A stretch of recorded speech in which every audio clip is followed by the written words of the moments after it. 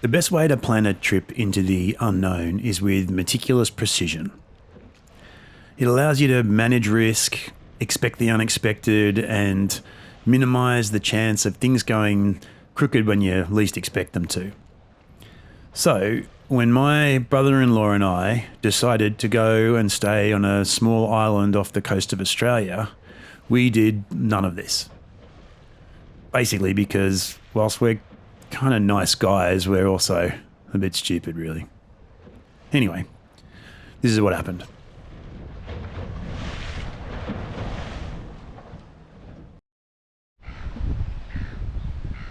Okay, so an island adventure begins. This is my partner in crime, brother-in-law Kurt, and we've already, literally haven't even got the boat in the water, and we've already got electrical problems. It's not showing any gauges, and we need to be pretty careful on fuel. So it's not ideal, but such is life. Anyway, all right, onward and upward. Go. See, going without a plan makes everything more adventurous-y. So when the electrics on the engine died, we bogged the trailer and the storm of the century rolled in. You know, fun.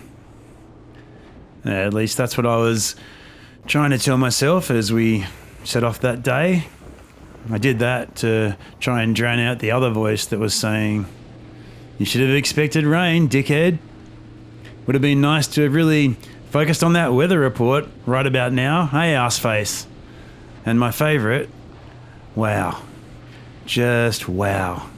You dummy.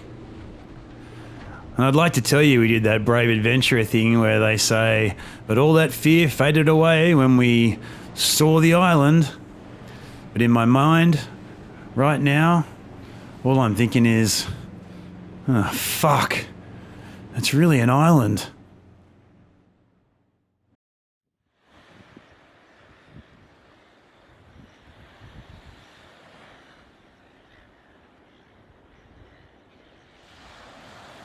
I guess we could have turned back, but that's for clever people. We soldiered on and found that there was a sheltered cove inside the island. And after Kurt nearly broke his wrist during a suboptimal disembarkation of the boat, and we nearly killed ourselves swimming everything into shore, we set up on a very civilized platform facing the bay. And it was stunning, like everything we'd hoped for, while sitting in our comfortable, air-conditioned lounge rooms at home, dreaming up this crazy mess like a couple of 10-year-old numbskulls. And for a moment, I almost forgot how dangerously low my IQ is. Then, as night settled in, and for the first time in hours I started to feel warm and perhaps like this was all going to work out okay, I remembered there were some rather important pills I needed to take, and they weren't in camp.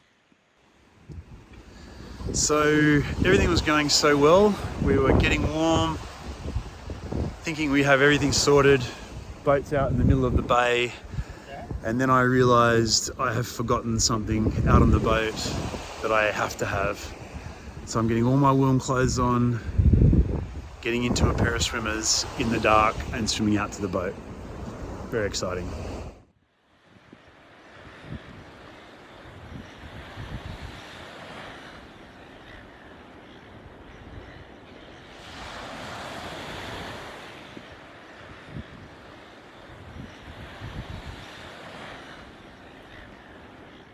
Many moons ago when we had our first daughter, it was a pretty tough delivery. 16 hours of labour, constant nausea and discomfort, no sleep, and some complications that really got quite scary. I think it was pretty hard for my wife too.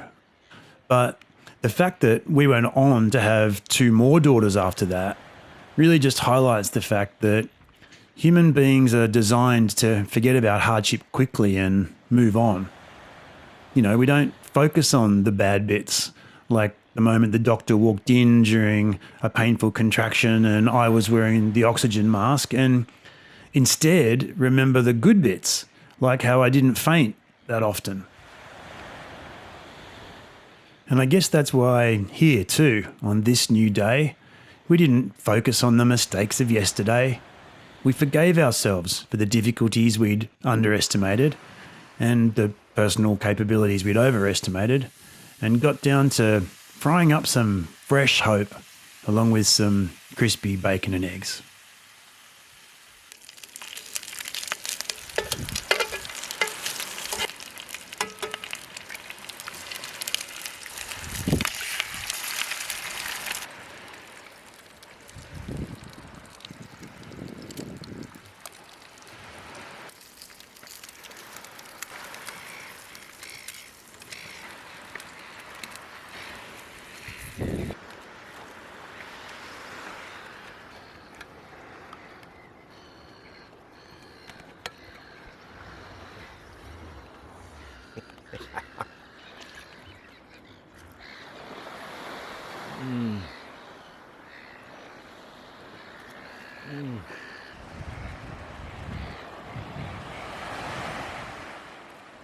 And so it was, filled with hope and about 4,000 calories in saturated fat, that we went out for our first crack at the fishing.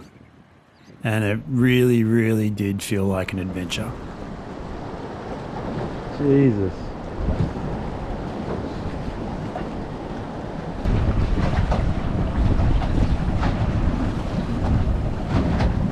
Something shadowing it too, look.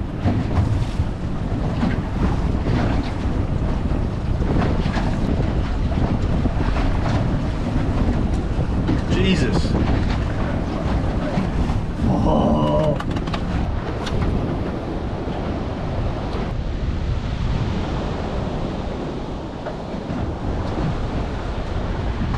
Glass aisle. Look at that.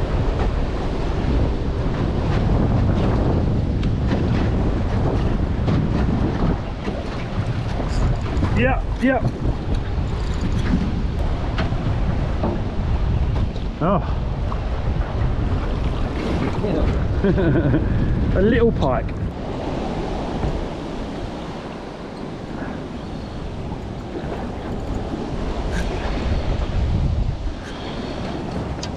A little. Oh. Fushimi.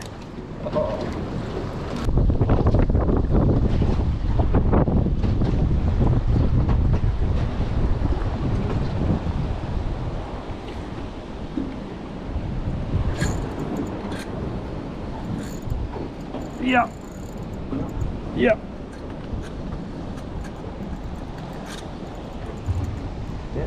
No.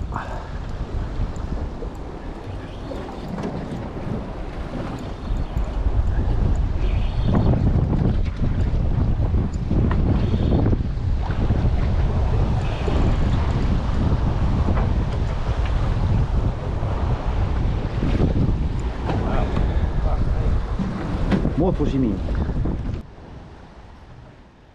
Like everything else about this trip, we weren't prepared for the fishing.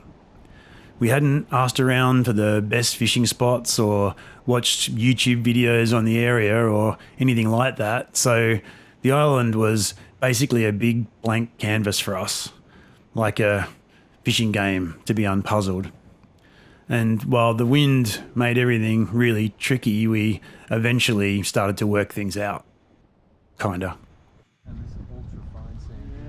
Then finally, in the lee of the island, we found some much calmer water and started to notice big schools of bait getting fidgety, so we put our game faces on and started to get serious.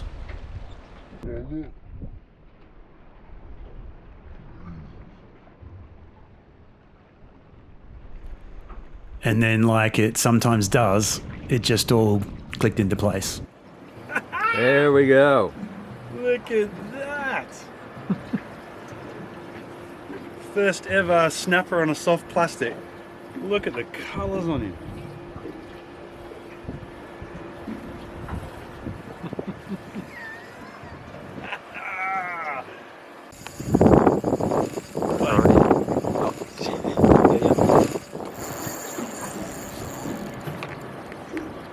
Still can't see anything. What's going on?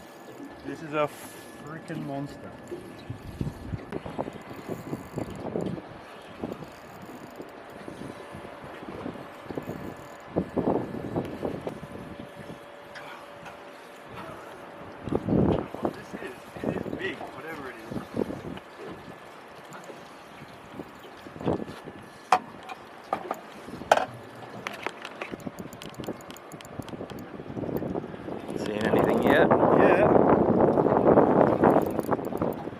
Bloody hell, how did it run?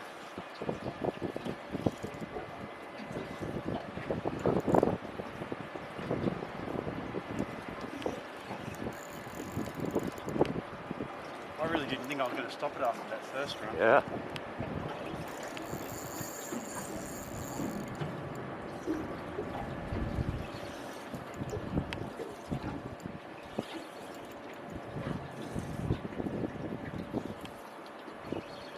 So I got colour.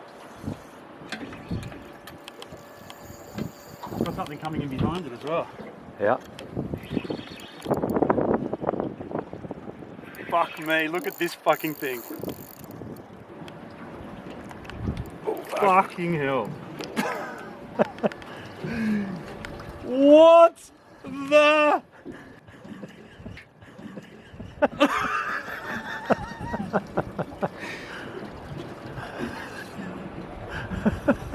Oh my god.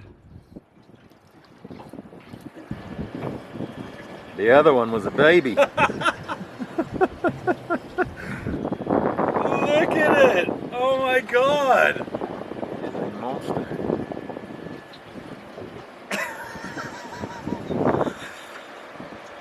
What the hell?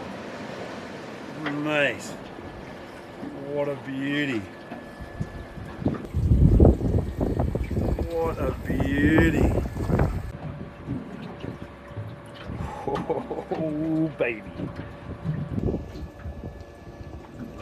Snapper teeth mark. Look at that. We really wanted that.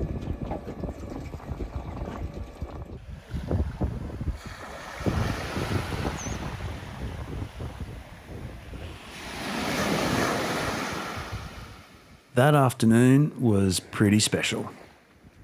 The wind calmed off for a moment. There was a bloody good fish in the esky and some fresh silver trevally sashimi on the plate. Skills.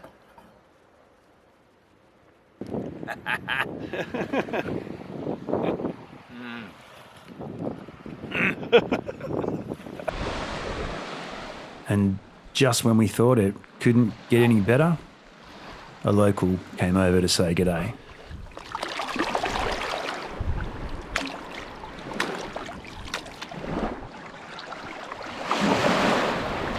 Here you go.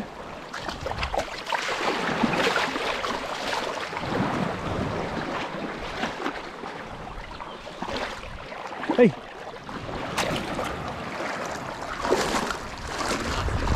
Isn't it huge? Here you go.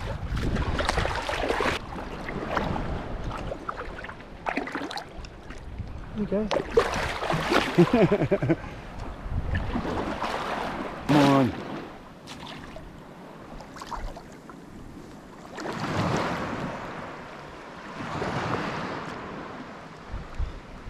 You wanted it, didn't you? You just didn't want me to give it to you.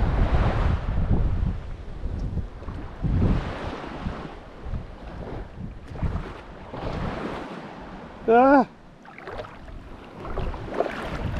No need for a kiss.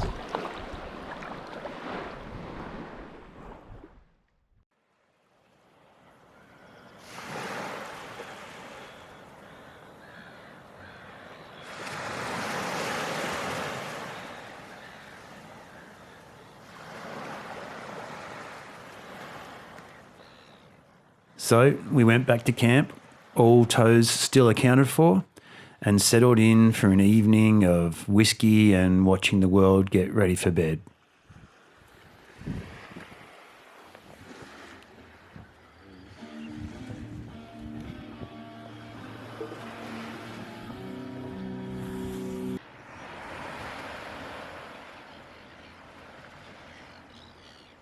Every time one of the waves smooshed itself onto the beach, we sank further and further into our seats until they started to feel less like camp chairs and more like leather sofas.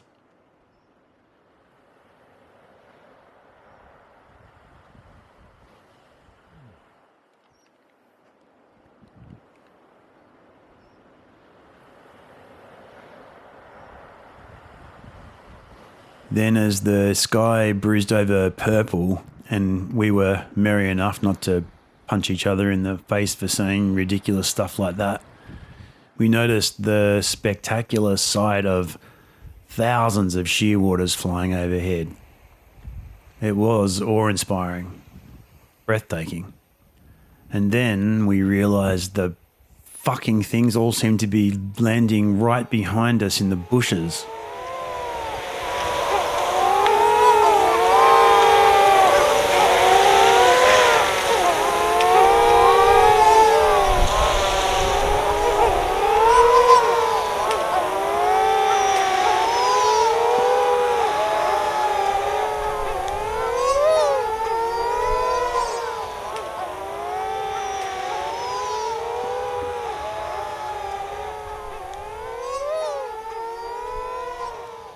Now look, I don't know what happened on the first night.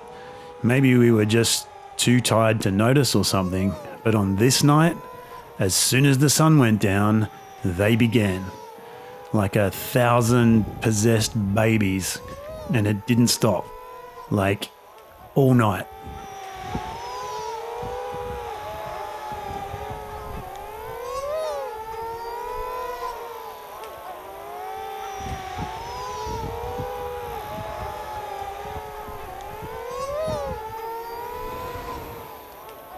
Our campfire is not exactly what you'd normally have whilst camping, but it's better than nothing.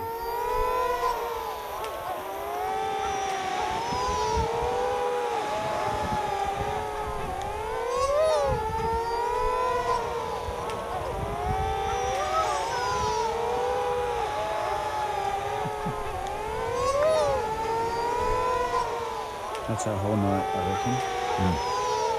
Wow. Yeah. It's like living in a monkey colony.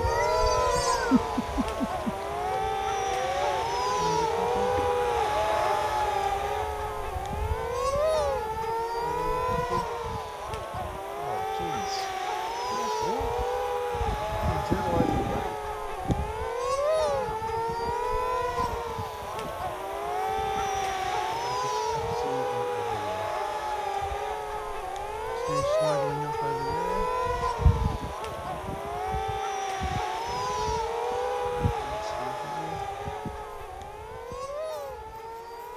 Oh, he's a lone duck. Single. Hard to pick up chicks.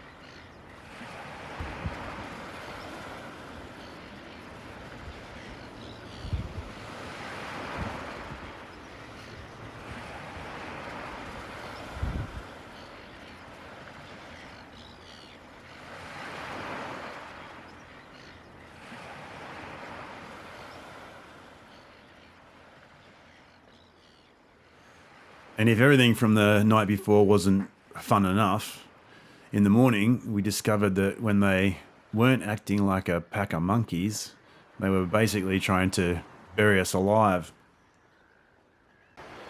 So last night, one of the gazillion shearwaters that nest on the island, they're absolutely everywhere here, started excavating one of their little nests straight onto my tent, spreading dirt onto my tent. industrious, and you can see another one up that end was doing it against all our food. We put that board up last night to try and stop that middle guy. That's how many are there. Just you can see they throw that dirt a long way.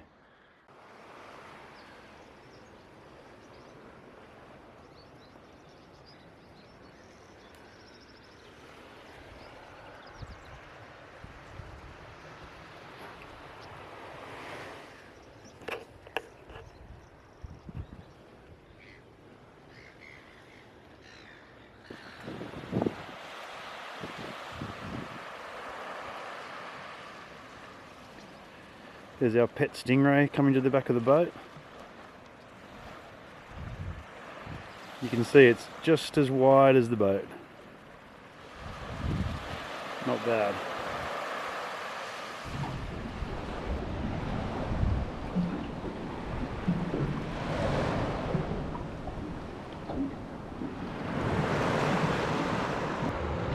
That is a battle-scarred old veteran, that is. That is about as round as a dinner table. And I'm about to go swimming with it, which is pretty cool.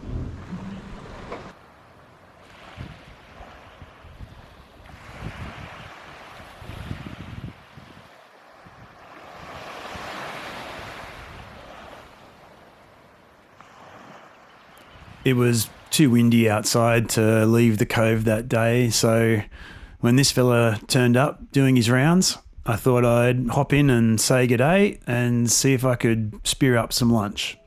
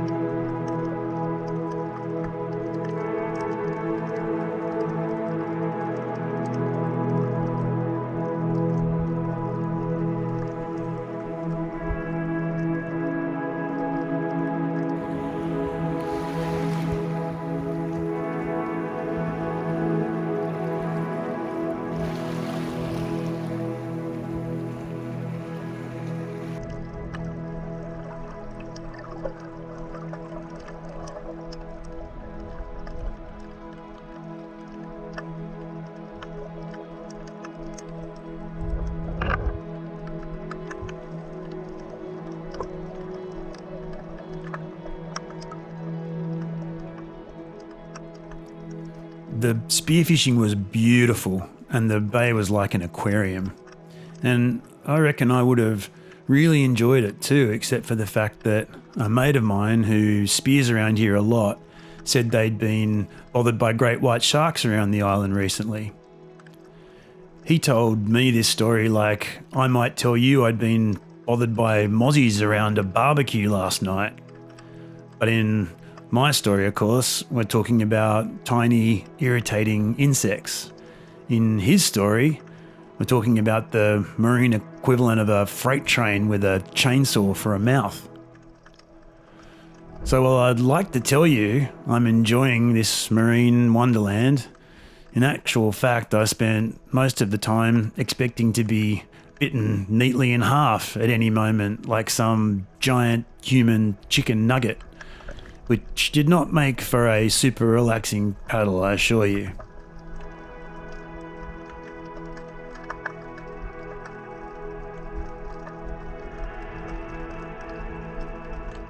It's pathetic, really, because I was in really shallow water, swimming in basically the kid-friendly section.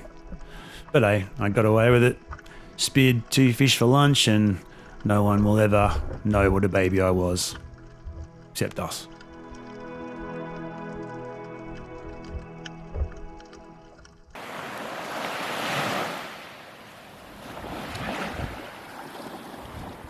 One red moa, as ordered. Well done. We're out there. I'll see if I can get another one. That'll be lunch.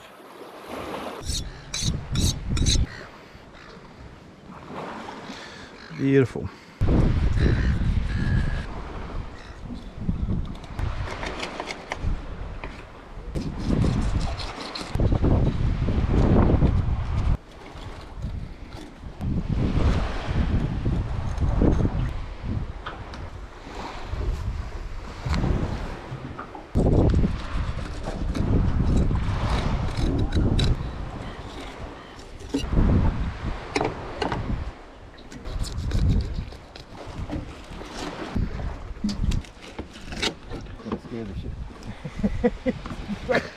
Did he get him?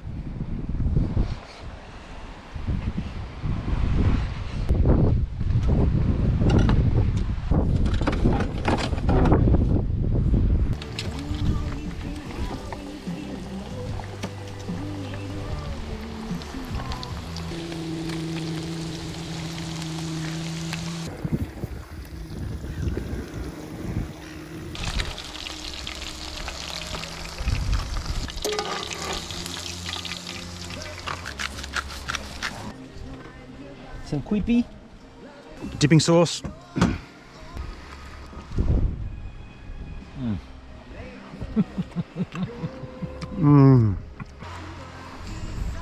Bro, Happy days. hot and cooked.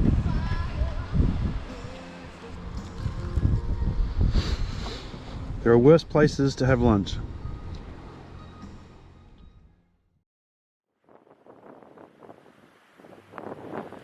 After lunch, the wind was roaring, so we decided to ditch the fishing and explore the island. This was stupid on many levels.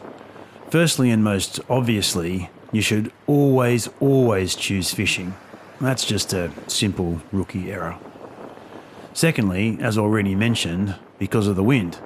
It was howling and did not really make for a peaceful contemplation of the island and all its many wonders. Thirdly, when I start exploring, for some reason I tend to turn into some kind of overzealous early century botanist. So, I don't know, strap yourself in for a whole bunch of flowers that you probably won't know the name of, and I certainly don't. There's one.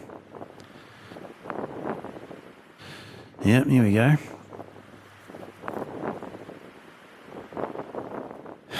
Anyway, finally, in the previous few days, I had developed saltwater chafing between my legs that made me walk like I'd been on horseback for about a month. This trek across the island left my crotchular area in a catastrophic state of disrepair. Sitting on that couch, I was thinking, rightio, this is where I die. I am never walking again. But I made it back. Kurt carried me.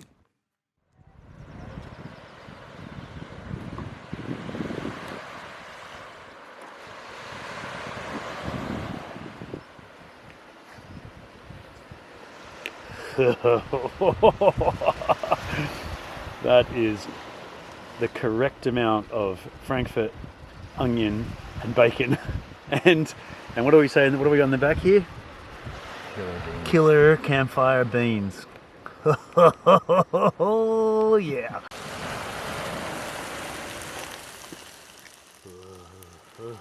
On our last night, as we ate the greatest campfire beans ever gifted to the human palate, I thought about everything that had happened and figured I probably could have put together a pretty convincing film showing us just having a magical island adventure. But that wouldn't have been super honest.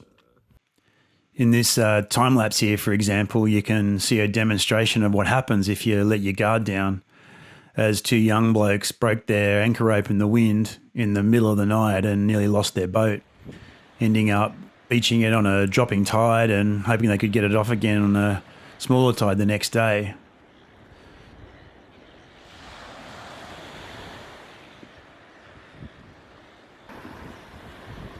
There aren't that many rocks on the beach, but they managed to drop it right on top of that one. Bastard of a thing. Look, it's taken some bark off. The truth is, it's just a wild place. It doesn't have a jetty, and the bay can go from calm as to metre plus waves in the blink of an eye.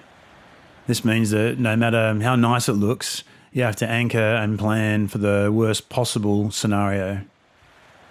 We got away with the minimum amount of damage to our boat that night, but the odds on things going south fast are very real and pretty exhausting.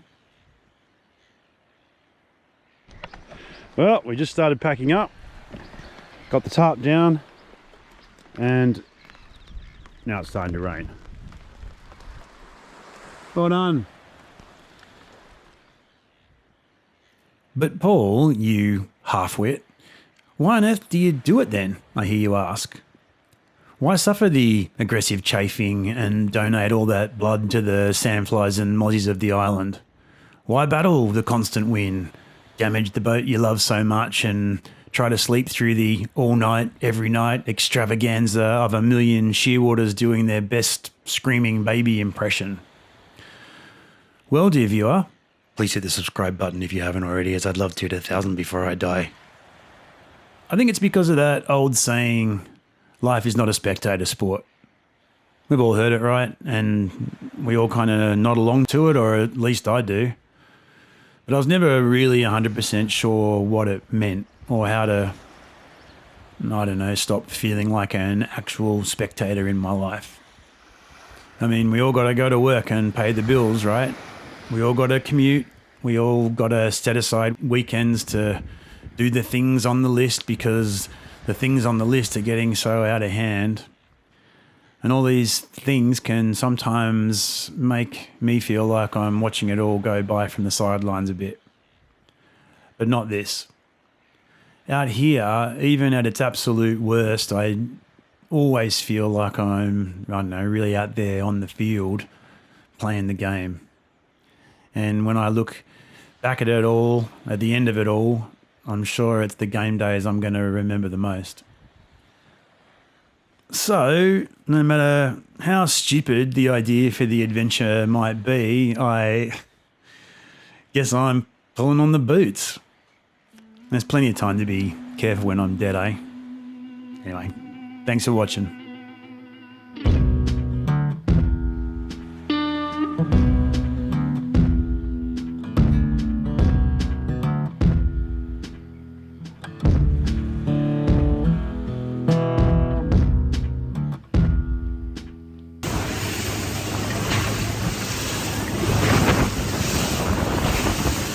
Oh dear. Are we having fun yet?